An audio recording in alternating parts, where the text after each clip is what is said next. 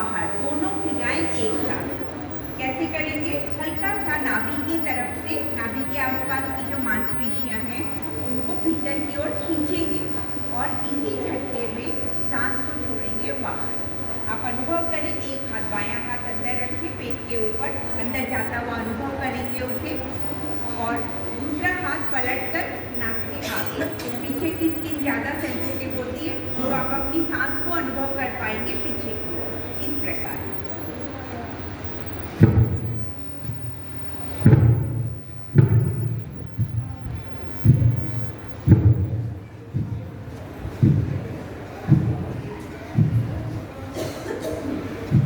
इस प्रकार से आपको पेट अंदर सांस बाहर एक साथ, दोनों क्रियाएं बिल्कुल एक साथ। ये सरल विधि है कपालभाति। लगातार करें, सहजता से करें, चेहरा बिल्कुल सामान्य, कोई स्ट्रेन नहीं, कोई जोर नहीं लगना है इसमें खास, हल्का फुल्का सा ये सारे आंतरिक अंगों का व्यायाम हो जाता है। इतने सारे अंग जो मैंने बताए आपके पेट में, और नाभि तो हमारे अस्तित्व का केंद्र है। कुछ आसन भी करेंगे बाद में हम, जो नाभि को भी बिल्कुल अपने स्थान पर रखने के लिए बहुत उत्तम आसन है। पर पहले आप कपालभाति प्राणायाम करें, इंटरनल एक्सरसाइज। एक तरह से सारे जो आंतरिक अंग हैं उनकी लगातार एक रिदमिक जॉगिंग हो रही है, एक लगातार एक लयबद्ध व्यायाम हो रहा है। इतना सुंदर आंतरिक अंगों का व्यायाम कोई और विधि से आप नहीं कर सकते। जो कपालभाति में जो व्यायाम हमारे आंतरिक अंगों को मिलता है, इससे सुंदर, इससे सहज और इससे ज़्यादा लाभकारी कोई और तरीका नहीं हो सकता।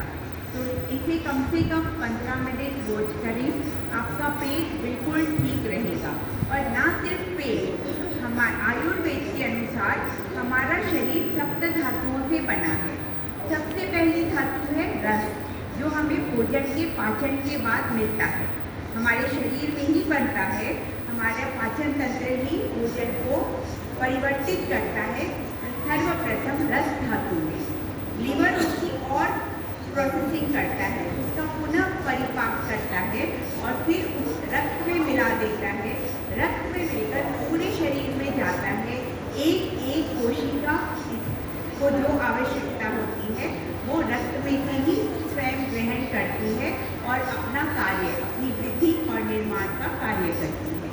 तो इस प्रकार से प्रथम धातु हमारे शरीर की है रस, जो हमें प्रतिदिन किए जाने वाले भोजन से प्राप्त होता है। इसके बाद बनता है रक्त। यही भोजन रक्त में मिलता है, रक्त में रक्त का पोषण करता है। रक्त में न्यूट्रिएंट्स, माइक्रोन्यूट्रिएंट्स, विटामिन, मिनरल्स, इनको जोड़ता है, तो रक्त की वृद्धि होती है। उसके बाद बनती है रक्त से मांस धातु, फिर मेद, फिर अस्थि, फिर मज्जा और फिर शुक्र।